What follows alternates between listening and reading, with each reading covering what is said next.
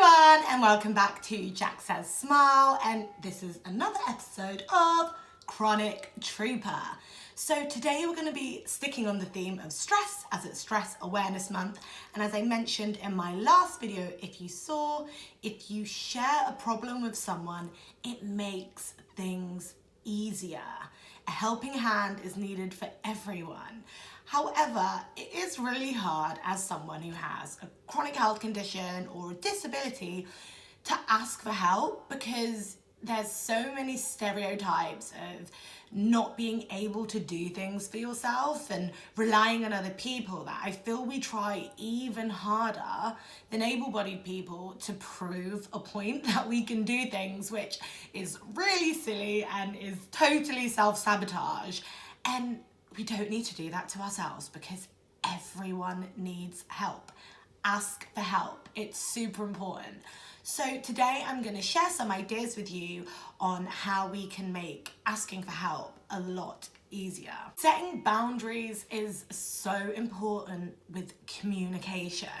So if you have a carer or you live with someone, your friends, family, partner, whoever that is, it's really important that you set boundaries with them so they know when it is and what it is exactly that you need help with. Only you know your body and what you need help with.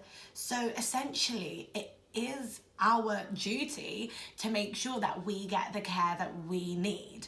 And that can be hard sometimes because, again, asking for help is tricky, but you want people to be kind and help you, and when they don't understand what's wrong or what you need help with, it's like, oh my goodness, why don't you get me? And then we also have that side where we want to be respected and for people to know that it's us who know our limits. However, it's highly unrealistic to have both. So again, communication is key. Set those boundaries. Talk to the people that you share your time with, who you're around, whether it's at work, at home, etc. What it is that you need help with, and maybe particularly things that you don't need help with. So by doing that, they will then know when to offer you help or to wait for when you ask for it. But make sure that you do ask when you need help. So today I'm going to be walking you through a chart that I've created so that we can reflect and plan on when we need to ask help. But I think the important thing is that we need help from different people or in different situations. So just getting that really, really clear, because you don't always want to ask the same person to help you with the same kinds of things. So I've got two charts that I'm going to be showing you. One is specific to Chronic Trooper, and then another one is more general for asking for help and advice that can be used by everyone, because this site is inclusive, people. I have 4 categories for my Chronic Trooper chart. However, you can add, mix up and change it for whatever suits you most. So I have at work as a category, at home, friendships and relationships. So at work, I would never have someone help me with, for example, like washing up like a cup after me or help getting changed. That is not something that I would have help for. Or when I'm, for example, at the dance studio and I'm getting changed for class, even if I'm with friends and stuff like that and I'm like struggling, I'll just get somewhere with a lot more time so I know if I'm wearing something with loads of buttons, something like that takes more time for me because of my hands. So, but then at home, I would maybe ask for help with something like that. In each category, you can set some boundaries that you would like in place that allows you to get the help that you need.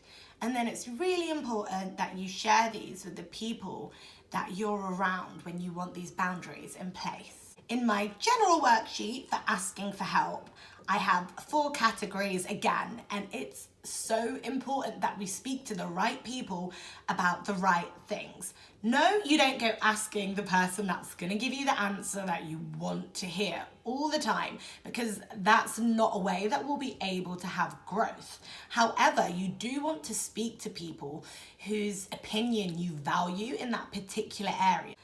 Finances, relationships, career and health are the 4 topics that I've put down in my chart. So in there, you can put down who you would talk to at certain times. For me, I know as soon as anything's wrong, I will go running to my mum. However, there are some things that I would genuinely rather ask someone else, like maybe my sister, a particular friend. However, it's just instincts. I'm so close with my mum. So just having things written down and a reminder of who's best for you to talk to in certain times means that you're always going to get the advice that you need.